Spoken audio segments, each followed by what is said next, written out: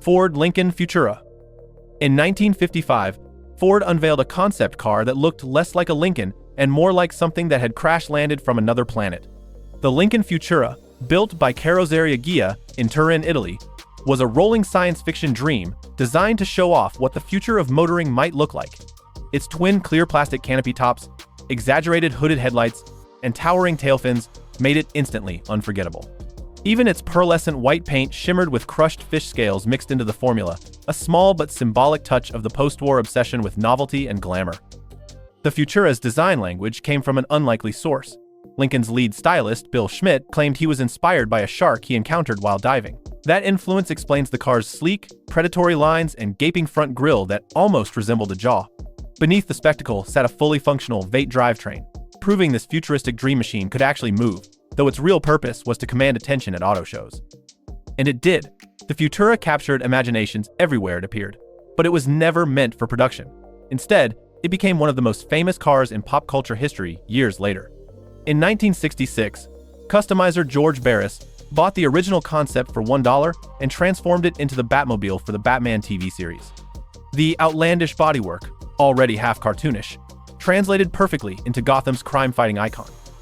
Only one Lincoln Futura was ever built. It represented both the height of 1950s optimism and the fleeting nature of concept cars, glorious visions with no practical destiny. Chrysler Airflow. In 1934, Chrysler introduced the Airflow, a car so advanced it seemed to come from another century.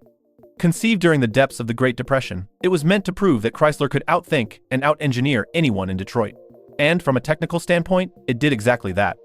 The Airflow was the first major American car designed using wind tunnel testing, developed in partnership with aviation engineers at NACA. Its rounded body, sloping nose, and integrated fenders cut through the air with efficiency that boxy rivals couldn't match. Beyond aerodynamics, Chrysler completely reimagined how a car was built. The Airflow used unibody construction, a structure that integrated the frame and body into a single, stronger shell. It was quieter, safer, and far more rigid than the body-on-frame designs of the time. Engineers also moved the engine forward over the front axle and repositioned the cabin between the axles for a smoother ride and better balance. The result was an early glimpse of what all modern cars would eventually become. Unfortunately, most buyers in 1934 didn't care about engineering breakthroughs. To a public used to long hoods, upright grills, and decorative running boards, the Airflow looked alien. Its rounded form and waterfall grille were mocked as strange and unattractive. Rumors spread that the car was unsafe at high speeds, and traditionalists resisted the unfamiliar styling. Sales plummeted after an initial burst of curiosity. Chrysler tried redesigns and cheaper DeSoto versions, but the damage was done. Production ended by 1937. Despite its commercial failure, the Airflow's influence endured. Its engineering principles became industry standards in the decades that followed. Unibody construction, improved aerodynamics, and better weight distribution all trace part of their lineage to this misunderstood machine. Cord 810. In 1936, the Cord 810 stunned the automotive world. It didn't just look different, it looked futuristic, a machine that could have rolled straight out of an Art Deco exhibit. Its long, low stance, coffin-shaped hood, and hidden headlights made it unlike anything else on the road. For the first time, a production American car had front-wheel drive, freeing the designers to drop the body lower to the ground and eliminate the traditional driveshaft hump inside. The result was a sleek silhouette that made conventional cars of the era seem instantly old-fashioned. The Cord 810's engine was a Lycoming Vate, mounted longitudinally ahead of the passenger cabin, a layout more reminiscent of a race car than a luxury sedan. Its transmission used a 4-speed semi-automatic system controlled by an electric pre-selector, an advanced feature decades before automatic gearboxes became commonplace. Inside, the dashboard looked like something from an airplane cockpit, with turned aluminum panels, chrome accents, and aircraft-style controls. The car's design came from Gordon Buehrig, one of America's greatest automotive stylists. He created a masterpiece of proportions, balancing drama with refinement. The 810's concealed headlights, operated by hand cranks, were a first in automotive design. Its wraparound grille and flowing fenders embodied the peak of 1930s industrial design, functional art on wheels. But innovation came at a price. The 810's complex transmission was unreliable, production delays plagued the rollout, and dealers struggled to get cars to customers. The Great Depression also made a $2,000 luxury car a tough sell. Despite its beauty and engineering brilliance, the Cord brand couldn't survive financially. By 1937, it was gone. Yet, the Cord 810's influence never faded. It inspired post-war designers, influenced European grand tourers, and became a favorite among collectors and museums. It showed that American automakers could lead the world in design daring. Tucker Torpedo. In 1948, Preston Tucker set out to build the safest, fastest, and most advanced car America had ever seen. The result? The Tucker Torpedo, also known as the Tucker 48, was a rolling collection of innovations that made Detroit's biggest automakers nervous. It had a rear-mounted, helicopter-derived flat-six engine, a low aerodynamic profile, a fully independent suspension, and a host of safety features decades ahead of their time. Among its most striking features was the Cyclops Eye, a central headlight that turned with the steering wheel, illuminating the road around corners. The car also came with a padded dashboard, pop-out windshield designed to eject in a crash, and a perimeter frame meant to protect passengers in a collision. The Torpedo's futuristic design was penned by Alex Tremulous, who envisioned a low, smooth, bullet-shaped body that looked more like an aircraft fuselage than a sedan. Inside, the Tucker was roomy and practical, with a flat floor thanks to the rear engine layout. It was engineered for both performance and safety, two priorities rarely seen together in 1940s automobile design.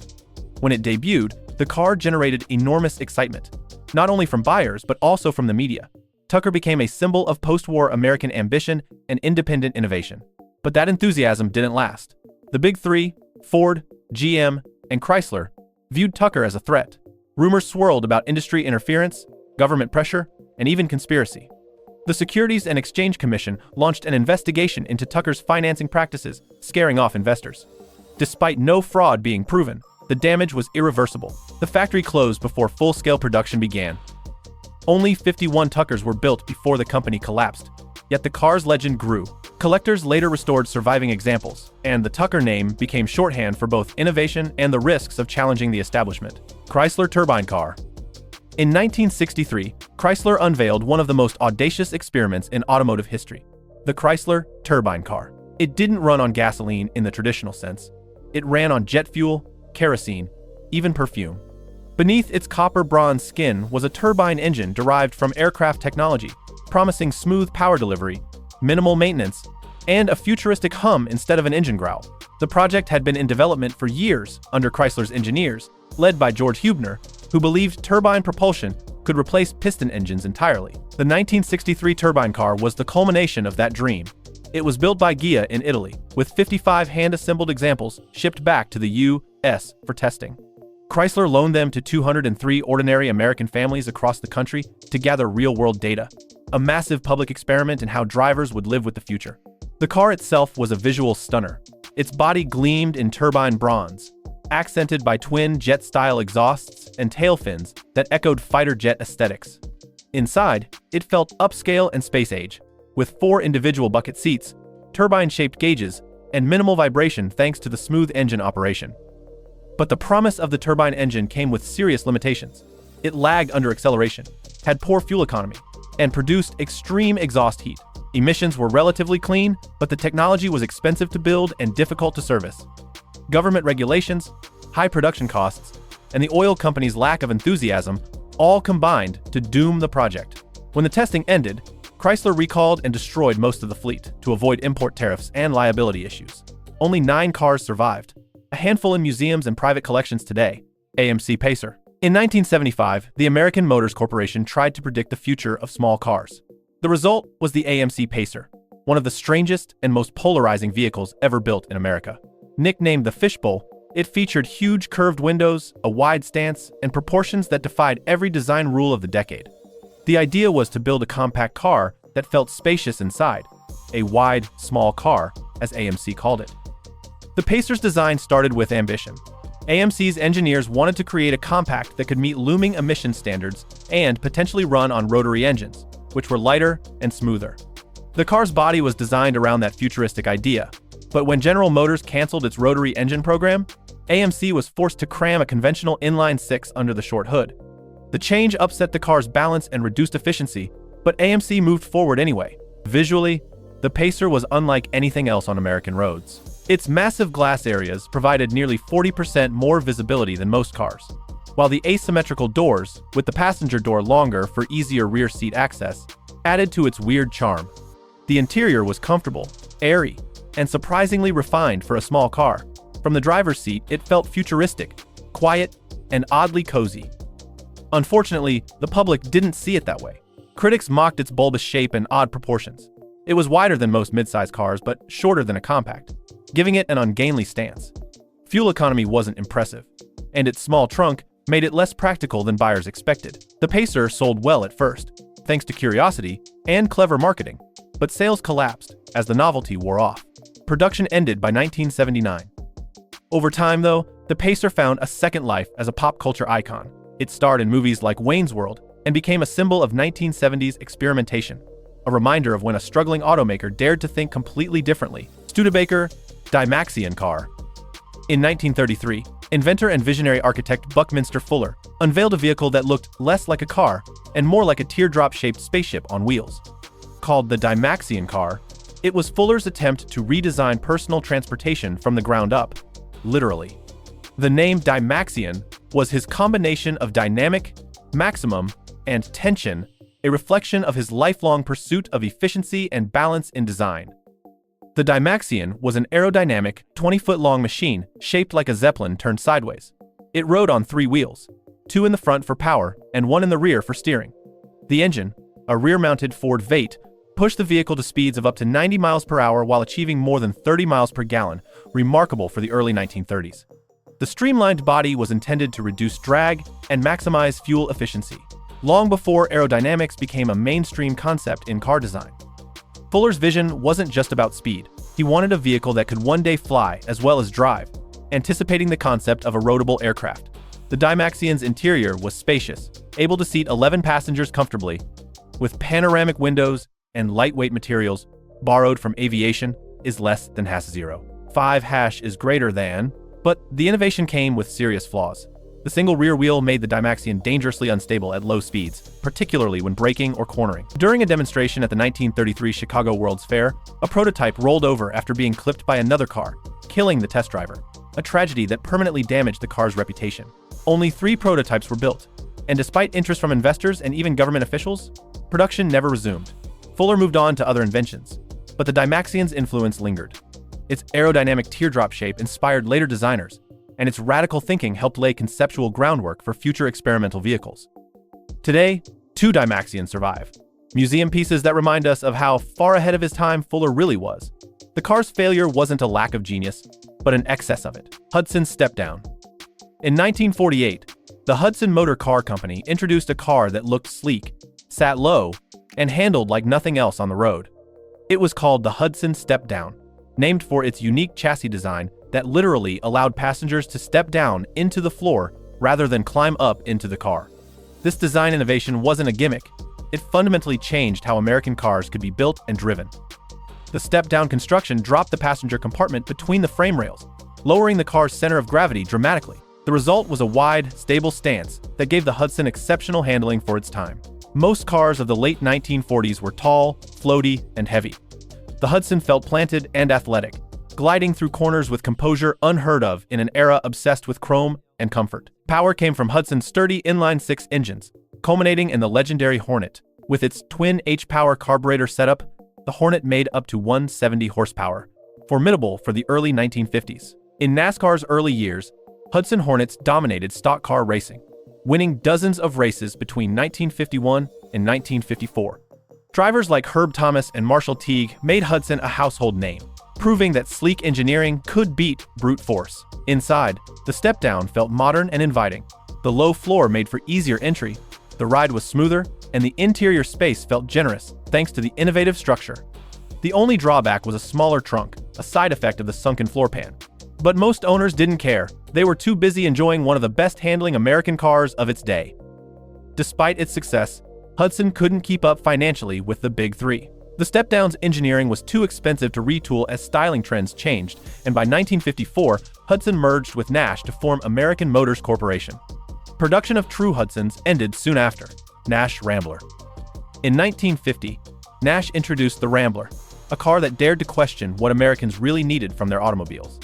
While the Big Three were doubling down on chrome-heavy, full-sized machines, Nash offered something smaller, lighter, and smarter, an early compact car designed for families who valued practicality over excess. It was a risky move, but it made the Rambler one of the most forward-thinking vehicles of its time. The Rambler was based on Nash's Airflight styling, a smooth, rounded body that prioritized aerodynamics and efficiency. Its compact frame was built using unibody construction, which made it lighter, stiffer, and safer than the typical body-on-frame cars of the era.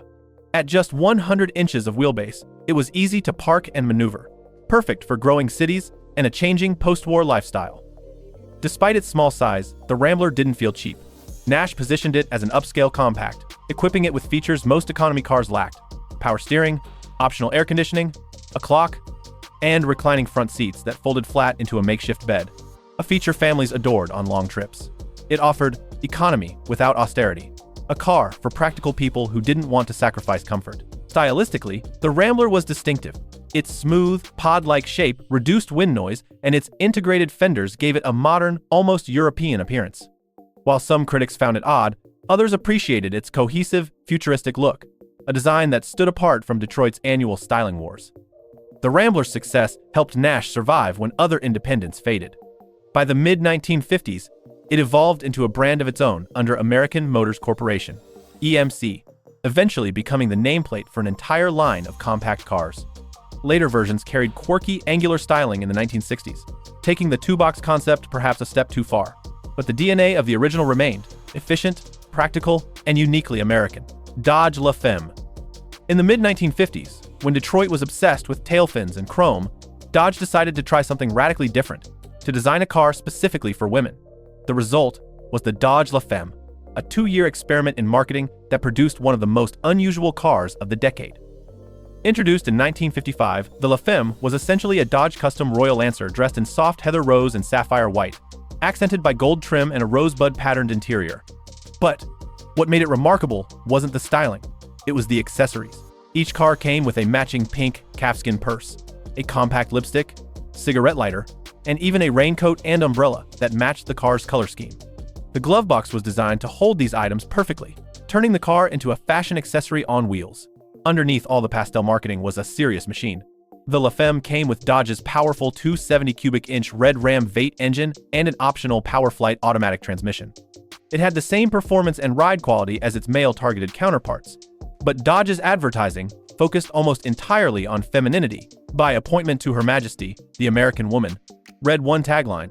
The idea came from Chrysler's marketing department, which believed that women would soon become major automotive buyers in their own right.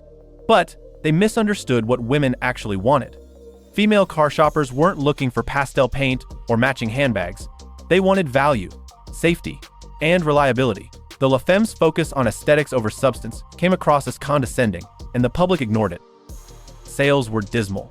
Fewer than 2,500 were produced across the 2 model years before Dodge quietly ended the experiment in 1956. Most dealers never even ordered one, leaving the La Femme as a curious footnote in automotive history. Buick Reatta. In 1988, Buick decided to reinvent itself with a personal luxury coupe aimed at younger, tech-savvy buyers. The result was the Buick Reatta, a hand-built, 2-seat car that was supposed to combine performance, prestige, and cutting-edge technology. On paper, it looked like the perfect answer to the question, can Buick be cool again? In practice, it became one of General Motors' strangest misfires. The Reatta was built on a shortened Riviera platform and assembled at Buick's Specialty Craft Center in Lansing, Michigan, where each car was largely hand-finished by small teams. Buick promoted the Reatta as a handcrafted premium coupe, not a mass-market product. Its proportions were tidy, low, wide, and slightly bulbous, reflecting the late 1980s trend toward rounded aero design. It was elegant but understated, blending 1980s luxury with a faintly futuristic touch. Under the hood sat GM's familiar 3.8-liter V6, producing 165 horsepower. It wasn't a sports car by any stretch, but the engine was smooth, dependable, and quiet, hallmarks Buick buyers valued. The problem was that the car's performance never matched its sleek looks or ambitious price tag. The Reatta cost more than a Corvette, yet offered slower acceleration and front-wheel drive. Inside, Buick went all in on technology. The early models featured a touchscreen CRT display, an advanced digital interface for climate control, radio, and diagnostics, decades before infotainment systems became the norm. Unfortunately, the system was confusing and prone to failure, earning complaints instead of praise. Later models quietly replaced it with conventional buttons, Sales never took off. Fewer than 22,000 Reattas were built over 4 years, including a convertible version introduced in 1990. The car's niche positioning, high cost, and lack of clear identity doomed it in a rapidly changing market. Chevrolet SSR. In the early 2000s, Chevrolet decided to build something completely different. Part pickup truck, part sports car, part retro experiment. The result was the Chevrolet SSR, short for Super Sport Roadster. A vehicle so strange it seemed to exist only because no one in the room said no. The SSR's concept began as a nostalgic tribute to 1950s Chevy pickups, combining retro styling with modern performance. Its wide fenders, flared rear haunches, and sloped hood gave it a cartoonish hot rod personality. The retractable hardtop folded neatly into the bed at the push of a button, turning the SSR from truck to convertible in less than 30 seconds. Painted in bright colors and dripping in chrome, it looked like something dreamed up for a car show, because that's exactly what it was. Beneath the flashy skin sat a heavily modified Chevrolet Trailblazer chassis, complete with a V8 engine and rear-wheel drive. Early models used a 5.3-liter V8, producing 300 horsepower. Later ones borrowed the 6.0-liter LS2 from the Corvette, bumping output to 390 horsepower.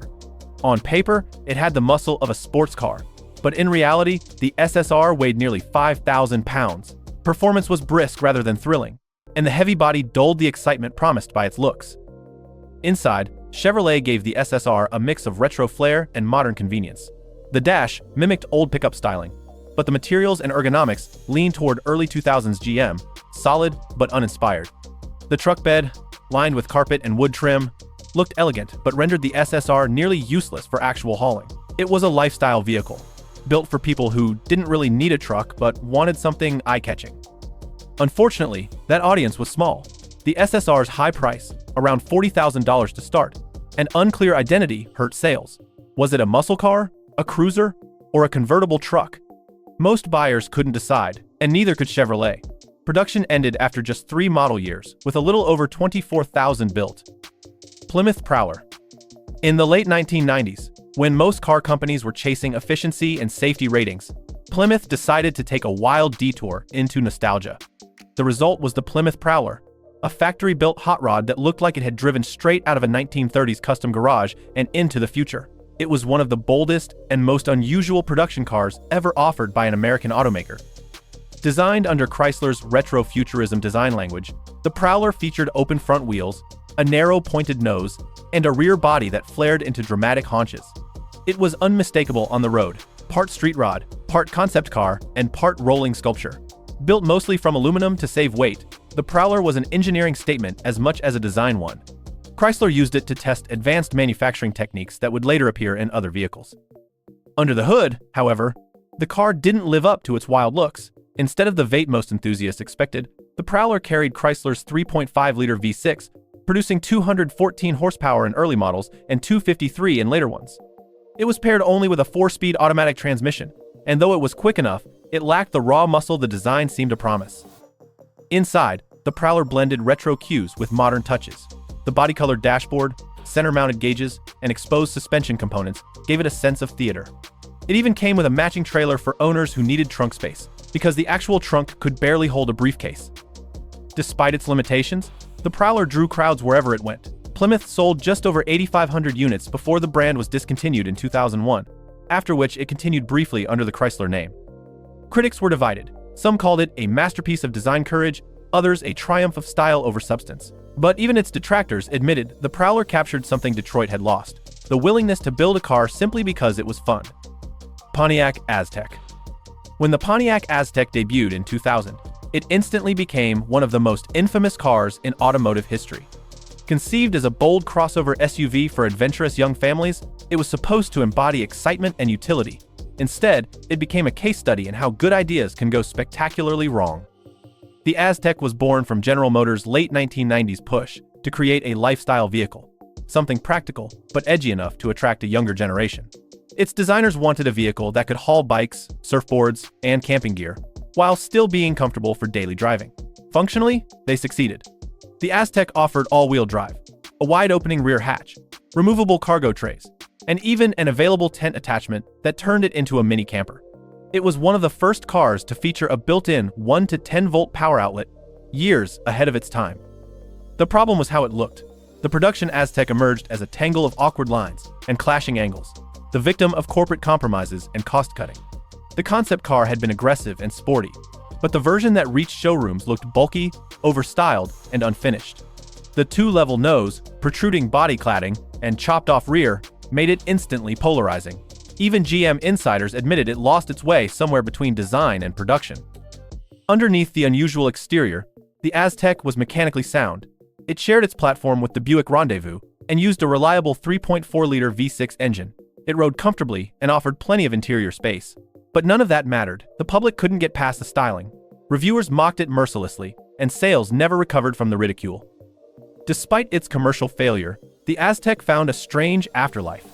It gained cult status years later thanks to its role as Walter White's car in Breaking Bad, where its awkwardness became part of the symbolism, a visual metaphor for mediocrity and hidden potential. Amphicar Model 770. In the 1960s, when jet-age optimism made almost anything seem possible, one German-built curiosity promised to take drivers where no car had gone before. Literally. The Amphicar Model 770 was part automobile, part boat, and entirely bizarre. It could drive down a boat ramp, churn into the water, and cruise away, powered by twin propellers. It was the only amphibious car ever mass-produced for the general public. The Amphicar was designed by Hans Trippel, an engineer who had experimented with amphibious vehicles since World War II. His dream was to create a practical civilian car that could handle both land and water seamlessly.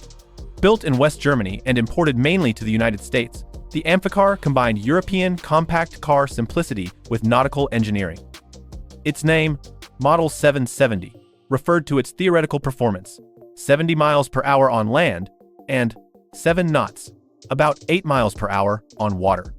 Power came from a rear-mounted 1.2-liter Triumph Herald engine producing 43 horsepower, driving the rear wheels on land and twin propellers in the water through a special gearbox. To switch from road to water mode, the driver simply engaged the propeller drive, sealed the doors, and motored in. The body was made of steel, not fiberglass, which made rust a constant enemy. And despite being marketed as waterproof, the Amphicar wasn't completely watertight. Owners had to grease 13 fittings after every swim to prevent leaks. Its steering system worked both on land and water, but handling was never a strong point in either environment. Still, its novelty was unmatched. Between 1961 and 1968, roughly 3,900 Amphicars were built, with most sold in the US, to adventurous buyers who loved the idea of a car that could float. It was expensive, impractical, and maintenance-heavy, yet it captured a unique kind of 1960s optimism, a belief that technology could make anything possible. Crosley Hot Shot. Long before small cars were fashionable, a Cincinnati entrepreneur named Powell Crosley Jr. decided America needed something smaller, lighter, and more affordable. Between 1939 and 1952, his company built the Crosley, a line of tiny automobiles that looked more like toys than real cars, but represented one of the most daring experiments in American automotive history. Crosley had already made a fortune selling radios and refrigerators, so when he entered the car business, he brought the same mindset: keep things simple, practical, and inexpensive. His first cars were micro-sized two-door sedans weighing under 1,000 pounds and powered by a 12-horsepower, two-cylinder air-cooled engine. At just 10 feet long, a Crosley could fit in a motorcycle parking space. Prices started at around $299, less than half the cost of a Ford. The idea was decades ahead of its time. Crosley cars offered fuel economy close to 50 miles per gallon, and their compact size made them easy to maneuver and store. During World War II, Crosley produced military utility vehicles and compact engines, and after the war, production resumed with improved models, including convertibles, wagons, and even sports cars. The most innovative of these was the Crosley Hot Shot, introduced in 1949. It was America's first post-war sports car and used an advanced Cobra copper-brazed engine made of sheet metal instead of cast iron. It was lightweight and efficient, but also fragile, prone to corrosion and leaks if not carefully maintained. Despite clever engineering, Crosley faced an uphill battle. Americans in the post-war years didn't want tiny economy cars, they wanted big chrome cruisers and V8 power. Sales peaked around 1950, then plummeted as buyers turned back to mainstream brands. By 1952, Crosley shut down car production, overwhelmed by rising costs and limited demand. Willys Alcoa Coupe. In 1950, Willys Overland, the company best known for creating the World War II Jeep, teamed up with the Aluminum Company of America, Alcoa, to imagine what a lightweight family car of the future might look like. The result was the Willys Alcoa Coupe, a one-off prototype that combined Jeep toughness with aviation-inspired design. It was equal parts engineering experiment and design statement, a rare moment when practicality and imagination met under the same roof. The Alcoa Coupe was built primarily as a showcase for aluminum construction. Steel shortages and post-war material experimentation had led automakers to explore lighter, more efficient body designs. Alcoa, eager to prove the viability of aluminum for mass-market cars, partnered with Willys to build a prototype on the chassis of the Willys Jeep station wagon. The result was a four-passenger coupe that looked nothing like its utilitarian origins. Its aluminum body featured Jeepster-like front fenders, a sloping fastback roofline, and a large, panoramic rear window that wrapped dramatically around the back. Inside, the car offered clever touches, including rear-facing jump seats that folded out from the trunk area, an unusual design choice even by concept car standards. The goal was to maximize passenger space while demonstrating how aluminum could be shaped into complex, elegant forms. The prototype weighed several hundred pounds less than a comparable steel-bodied car, giving it better performance and fuel economy with the same drivetrain. But aluminum was expensive, and post-war manufacturing techniques made large-scale production impractical. Despite the car's ingenuity, neither Willys nor Alcoa could justify mass production. The single prototype remained a demonstration vehicle, occasionally shown at trade exhibitions and auto industry events. In hindsight, the Willys Alcoa Coupe was remarkably forward-thinking. Its lightweight construction and aerodynamic form predated later trends in efficiency and design by decades. The car foreshadowed both the compact movement of the 1950s and the use of aluminum in mainstream vehicles many years later. Only one Alcoa Coupe was ever built, and it still survives today as a fascinating artifact of post-war experimentation. A car that proved innovation often happens quietly, long before the world is ready to notice. Lincoln Blackwood. In 2002, Lincoln tried something bold, to take the luxury of its flagship sedans and merge it with the rugged utility of a pickup truck. The result was the Lincoln Blackwood, a vehicle that sounded promising in concept, but ended up becoming one of the strangest and shortest-lived experiments in American automotive history. Built on the same platform as the Ford F-150, the Blackwood shared its basic structure with the popular pickup, but reimagined the bed as something completely different. Instead of a utilitarian cargo area, Lincoln transformed it into a carpeted, leather-trimmed trunk with polished aluminum rails and a power-operated tonneau cover. The bed wasn't designed for work. It was meant to be a conversation piece. It even featured LED lighting and a stainless steel floor. The result was more jewelry box than truck bed. Outside, the Blackwood stood out immediately. Its body was painted entirely in black, with faux wood-grain panels along the sides that mimicked the look of yacht decking. The styling was sleek and upscale, borrowing cues from Lincoln's Navigator SUV, but with a pickup silhouette. On the inside, it offered full luxury, plush black leather, rich wood trim, heated power seats, and a premium sound system. Under the hood, the Blackwood carried a 5.4-liter V8, producing 300 horsepower, paired with a smooth 4-speed automatic transmission. But while it looked and felt indulgent, its practicality was almost non-existent. It only came in rear-wheel drive, eliminating its off-road or towing appeal, and the tiny, sealed bed made hauling anything more than luggage impossible. At a price of around $52,000, astronomical for a pickup at the time, the Blackwood confused both luxury buyers and truck owners. It wasn't rugged enough for one crowd or versatile enough for the other. Production ended after just one model year, with fewer than 3,400 units built. Despite its commercial failure, the Blackwood paved the way for future experiments like the Lincoln Mark LT and even influenced modern luxury pickups such as the GMC Sierra Denali and Ford F-150 Platinum. Kaiser-Frazer Utility Sedan. In 1949, the independent automaker Kaiser-Frazer tried to redefine what a family car could be. Their answer was the utility sedan, a peculiar hybrid that blurred the lines between sedan, wagon, and hatchback, long before such categories even existed. At a glance, it looked like a conventional four-door car. But the back end revealed something no one had seen before: a split clamshell rear door that opened from the middle, with the upper half lifting like a hatch and the lower half folding down like a pickup tailgate. The idea was to create a car that offered the practicality of a wagon with the comfort of a sedan. The utility sedan was based on the Kaiser Special, but heavily modified to accommodate the new rear opening and the unique cargo layout. The design made it easy to load groceries, luggage, or tools, a convenience feature decades ahead of its time. But with its unconventional form, many buyers weren't quite sure what to make of it. One of the car's strangest features was the sealed left rear door.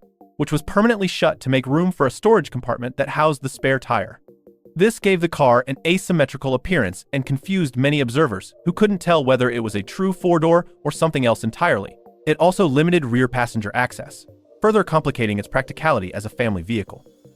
Power came from a modest inline-six engine producing around 100 horsepower, typical for the era but underwhelming given the car's innovative aspirations. The interior, however, was comfortable and well-trimmed, reflecting Kaiser-Frazer's focus on middle-class buyers looking for something different from the Big Three's offerings. Unfortunately, the market wasn't ready for such experimentation. Buyers in 1949 wanted clear categories: sedans for families, wagons for utility, and pickups for work. The utility sedan's attempt to be all three left it stranded between niches. Sales were poor, and production ended after just 1 year. Yet in hindsight, the Kaiser-Frazer utility sedan looks visionary, a precursor to modern crossovers and hatchbacks. It was an early glimpse of a concept that would one day dominate the road, even if it arrived a few decades too soon. Marmon 16.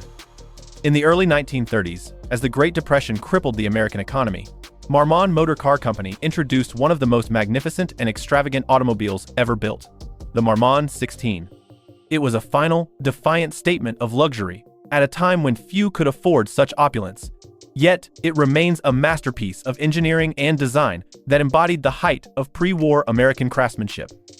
The 16 was the creation of engineer Howard Marmon, a man obsessed with precision and innovation. His goal was simple: to build the finest car in America. To achieve it, Marmon designed an all-aluminum V16 engine, an engineering marvel that produced 200 horsepower, while weighing nearly 600 pounds less than Cadillac's competing V16. It was a 491 cubic inch masterpiece, smooth, silent, and immensely powerful. The lightweight design gave the 16 impressive performance for its size, with top speeds exceeding 100 miles per hour at a time, when most cars struggled to reach 70. Aesthetically, the Marmon 16 was breathtaking. Designed under the guidance of Walter Dorwin-Teague, one of the great industrial designers of the era, the car featured long, flowing lines, a narrow radiator, and a sense of understated elegance.